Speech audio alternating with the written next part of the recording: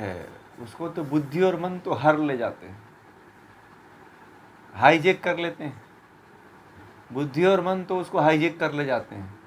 चेतना तो उसके अंदर अज्ञानता के कारण वो क्या करती है कि हाईजेक हो जाती है। हाँ, हर लेते हैं, बस यही है उसका पूरा कंसेप्ट, यही है। चेतना तो उसी में है, परंतु उसको बुद्धि और मन दोनों हर लेते हैं, क्योंकि दोनों जड़ हैं, दोनों चेतन नहीं है। अविद्या के कारण वो अपने स्वरूप को नहीं जान पाती है कि ये मेरी शक्ति का ही उपयोग मन और बुद्धि कर रहे हैं, और मेरे ही शक्ति का प्रयोग करके आज ये इतने मुझसे इतना बड़ा काम करवा लेते हैं, मुझे गुलाम बना लेते हैं। जीवात्मा को ये पता चल जाए कि मेरी ही शक्ति है, आप उसे अनुभूत करा दो ज्ञान के द्वारा, तो जीवात्मा फिर इनके साथ नहीं लगेगी, इनके साथ उल्टा सीधा काम नहीं करेगी। हाँ, इनसे अच्छे काम करवाएगी। और वह स्थिति होती है सत्व की होती है, वह स्थिति सत्व गुण की होती है कि सत्व गुण में जब व्यक्ति होता है तब मन और बुद्धि जो है जीवात्मा के अनुकूल कार्य करने लगती है। और जब सत्व गुण में जब व्यक्ति नहीं होता है तो तमोगुण में, रजोगुण में होता है, तो जीवात्मा को अपने अनुसार चलाता है। फिर जीवात्मा इसमें गुलाम हो जाती है और मन बुद्धि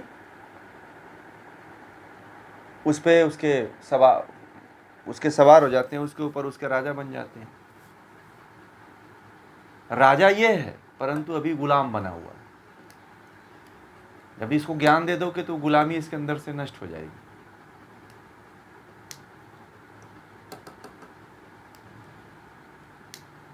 ये गुणों के कारण ही हो रहा है। और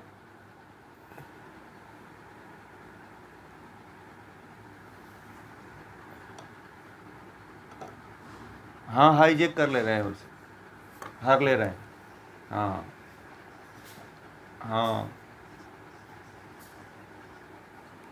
नहीं, अविद्या तो पहले से है, इसलिए उसका हरण हो जा रहा है ना। मान लीजिए आपको जानकारी, आप रास्ते पे चल रहे हो, आप रास्ते पे चल रही हैं, ठीक है, आपको किसी ने कहा कि भैया थोड़ा रास्ता बता दो, वैन से कोई आया, कहा कि थोड़ा रास्ता बता दो, हमें यहाँ जाना है, और आप वहाँ पे खड़े हो गए, आप उसे रास्ता बनाने लगे, तब तक आपका हाथ पकड़ा और आपको वैन में बैठा के हाईजेक कर ले गया, आपको अपहरण कर लिया आपका। तो आपके मन को, आपकी जीवात्मा को यह ज्ञान नहीं हुआ, विद्या में वो थी और ये समझ नहीं पाई कि ये व्यक्ति अपहरण करता है और ये मुझे अपहरण कर लिए। ऐसे ही होता है, जब विवेक काम नहीं करता है तो ये मन और बुद्धि जो है जीवात्मा का हरण कर लेती है। जीवात्मा का हरण तब नहीं होता है जब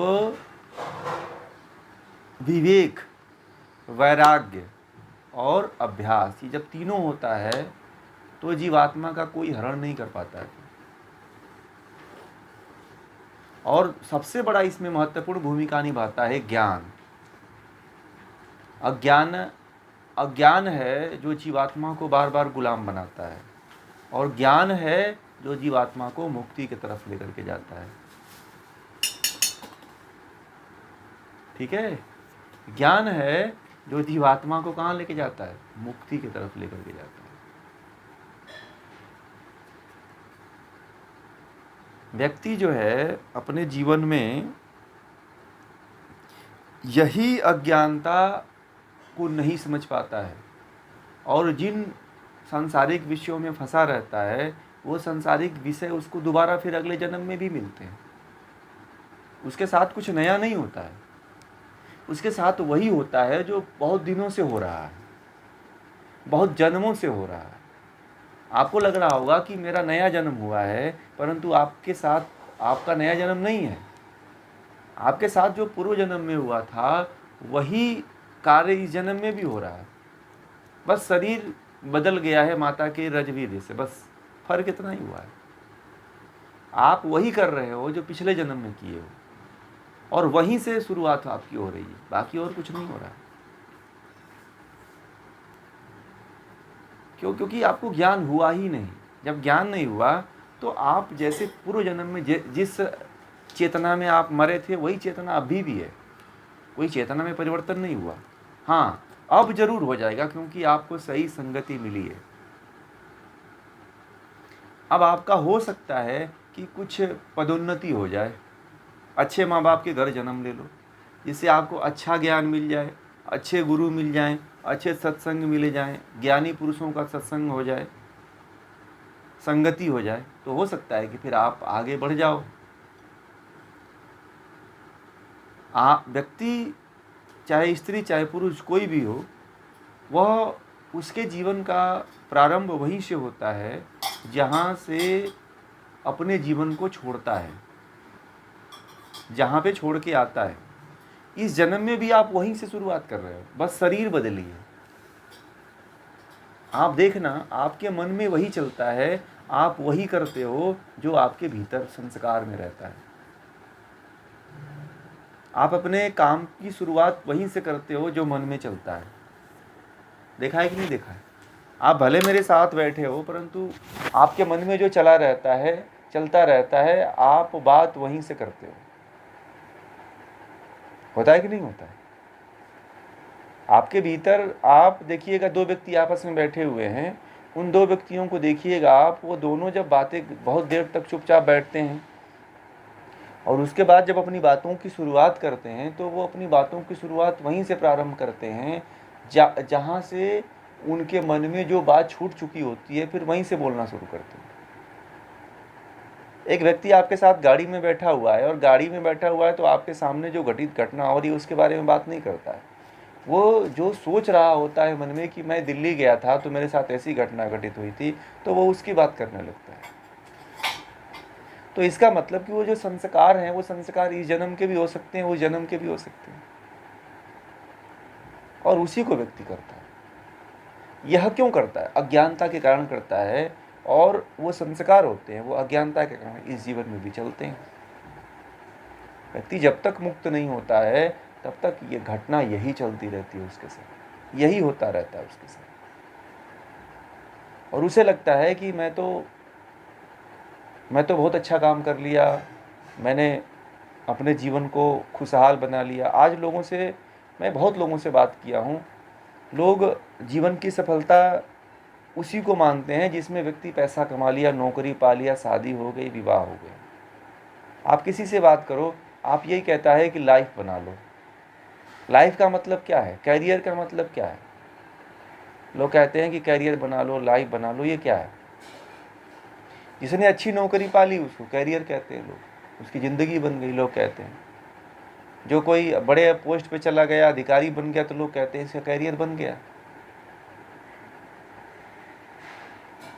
ठीक है, आज के समय में जो परिभाषा ये बताई जाती है, यह परिभाषा एक मनुष्य को अधूरा बनाने का है।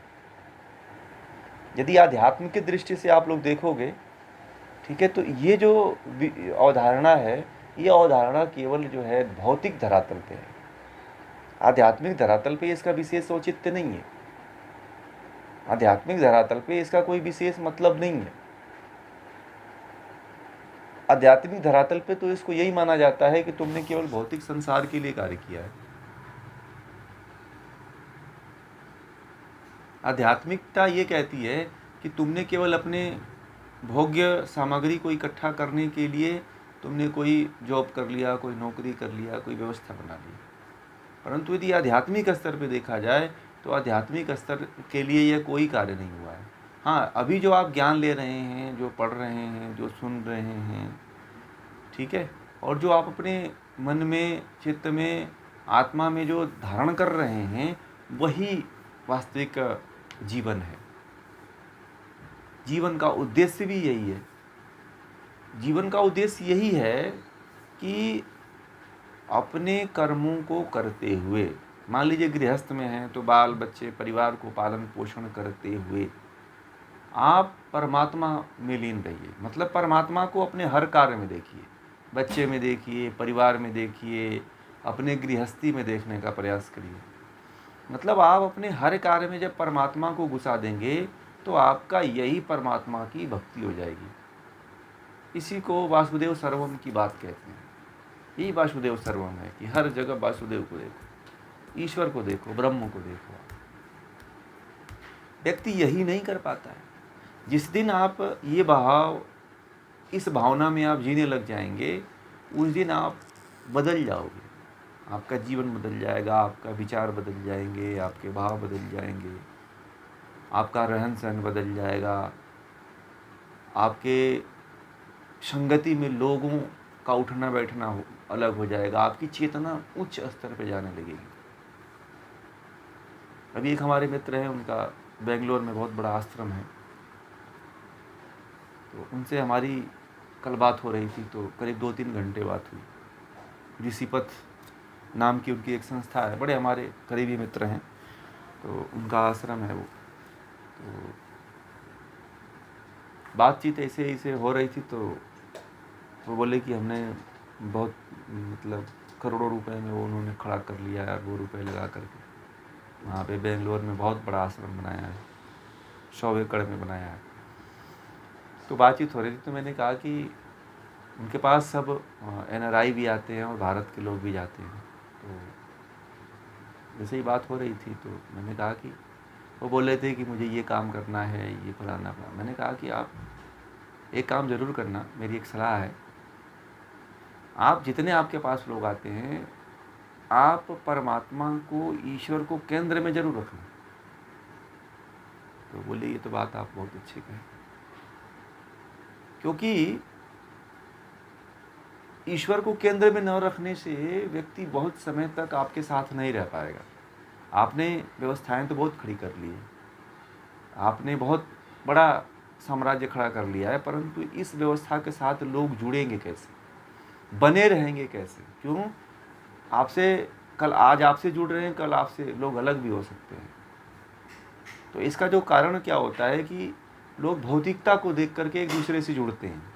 आश्रमों में आज जुड़ते हैं, लोगों से जुड़ते हैं, तो भौतिकता को देख करके जुड़ते हैं, परंतु भौतिकता वहाँ पे मुख्य नहीं होना चाहिए, वहाँ पे ब्रह्म मुख्य होना चाहिए। ठीक है? परमात्मा को यदि आप केंद्र में रखेंगे, तो जो परमात्मा से जुड़ जाता है वो लंबे समय तक जुड़ता है और अस्थायी जुड़ता है। परमात्मा को जब केंद्र में रख करके आप अपने जीवन को चलाते हो, तो फिर सारी जिम्मेदारी परमात्मा की हो जाती है। फिर कोई व्यक्ति विशेष आपके जीवन में रहे चाहे न रहे, फिर आप परमात्मा के हो जाते हो। अगर मैं यह कार्य कर रहा हूँ, यह केवल मैं आपने से जोड़ूं, तो आप लोग कल के वक्त में असहाय हो जाओगे। परंतु यदि यही मैं आप लोगों को परमात्मा से जोड़ दूं, और जो मैं जोड़ रहा हूँ आप लोगों को परमात्मा से, फिर आप लोग ये ज्ञान रहे, चाहे मैं रहूं चाहे ना रहूं, मैं बताने वाला रहूं चाहे ना रहूं, परंतु ये ज्ञान, ये जो परमात्मा जो आपके साथ, जो परमात्मा को आप लोगों ने पकड़ लिया है, वो उससे यह ज्ञान अमर हो जाएगा और आप लोग भी अमर हो जाओगे। अमर मतलब मुक्ति को प्राप्त कर लोगे। इसीलिए परमात्मा को केंद्र में रखना जरूरी है। उनकी बात मेरी बड़ी जची हो।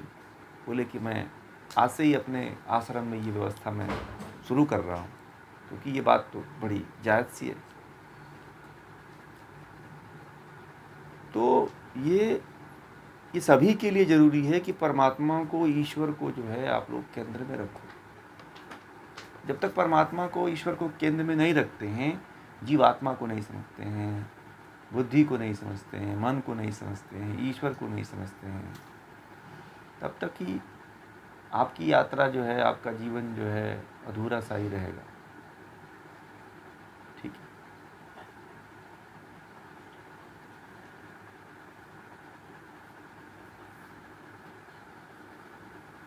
समझ में आ गई बात? ये मन और बुद्धि के विषय में यही है। मन और बुद्धि को जिसने राजा बना दिया वो कंगाल हो जाएगा, और जो मन और बुद्धि को गुलाम बना देगा और जीवात्मा को राजा बना देगा, वो राज करेगा। हमारे साथ यही होता है।